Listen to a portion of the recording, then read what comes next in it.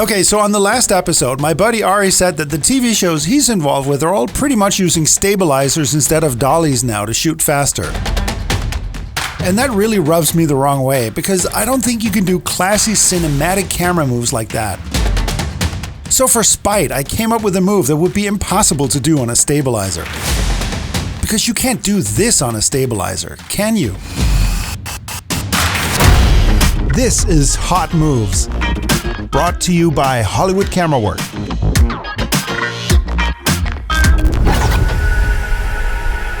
We're still shooting at Ari's studio backlot at Atomic Imaging.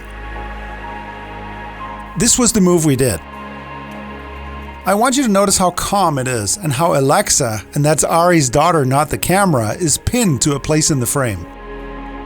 So you get this nice parallax in the background and the perspective shift on the railing. I chose this move because it's the most impossible move I could come up with. Like, first of all, it's slow.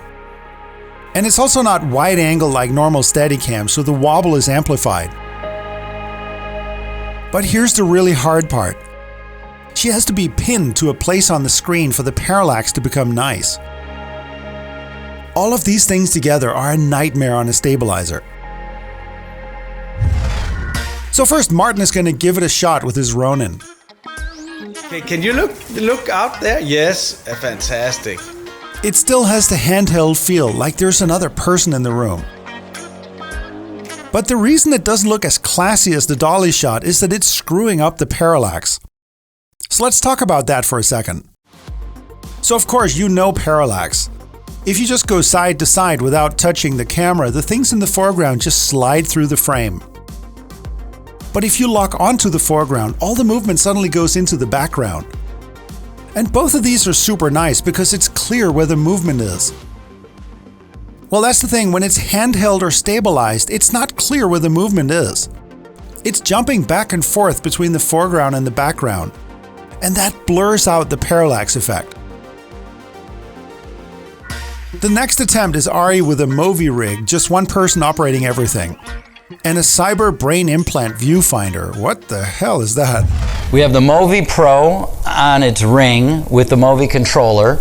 And then we have the Armorman 2 vest, which is basically like two Steadicam arms. Some people mount monitors on the gimbal, but then you're tethered with a cable. So what we did is we added a tear deck receiver to the back of this and a decimator to down convert the signal. And then we have some glasses with a first person little cyborg eye on it so that we can have a view. Oh wow, so this is like a Google Glass for Steadicam kind of. Right. And this is its maiden voyage. So I have not tried this yet, but we're going to see if it works. You talking to me? You talking to me? Per, who are you talking to? Kevin. So I have both hands on the rig, so I can tilt and I can pan. Okay, so let's see what we can do. So this is Ari operating the whole rig by himself. Well, actually, Kevin is doing focus. I mean, this is a pretty good attempt, but it still feels like a POV to me.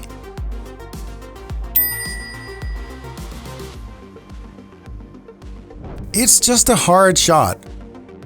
The move is too slow and the lens is too long. Even with that badass stabilizer, this is why we chose to do a slow move, because it's the most punishing thing you can do. And I'm still getting a left, right.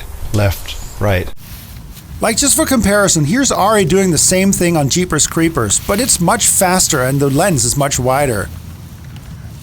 And then there's no problem at all. This is great. The Jeepers Creepers shot is dual operator, so it's one person moving the rig and one person doing pan tilt, and that's like the pro way to do stabilizer. So in dual operator mode, when I'm holding the rig and someone else is operating the controls, I tend not to like to put a monitor on because I treat it more like a dolly. I find out what my 1 and my 2 is, but I'm not fighting it, because then if I'm fighting the frame and the operator's tilting, we fight each other. So let's try that out. Ari is now going to operate, this time on the wheels, so that should be interesting. We're rolling and go, Kevin. Kevin is now walking with the rig and Ari is operating the pan tilt. So this is like operating a dolly. Everybody needs to be in sync. I'm not going to bore you with all the takes, but we're trying to get rid of the footsteps. Otherwise, I would be the other camera. Now. I'm already Almost. We're doing one more and then we're done. We already. I get my chance. Listen to me. Okay, he's listening. Tell him what you want him to do. You know, it is a legitimate directing technique to use whatever mood the actor is in and bake it into the character, and now suddenly it's no struggle. So it's good that we made the character angry and this problem solved.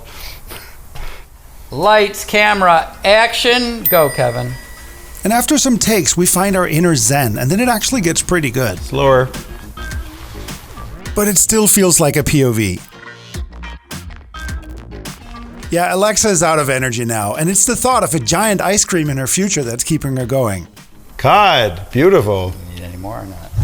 I have an opinion now, which I didn't have before. The Dolly was spot on. Things were where they were supposed to be, and the parallax was moving the way it was supposed to be. And I think that created like a heaviness and a really cinematic feel, like a solidity to the frame, where all of the stabilizers were kind of behaving the same.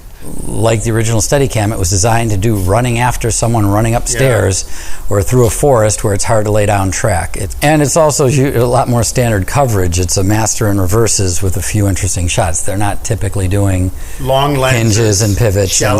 Shallow depth of field, that kind of stuff. So what's the conclusion? I think it's about the right tool for the job. A Dolly is way more precise and you can nail the parallax and framing you want. But a stabilizer is much faster to work with, it's much more mobile, and maybe you even like the style. But actually there is a way to get Dolly quality on a stabilizer, and that is for the operator to sit on a cart and then just wheel them around. And I'm kicking myself that we didn't test that, so we're going to have to come back and do that. So I hope you thought that was interesting, and I'll see you on the next episode.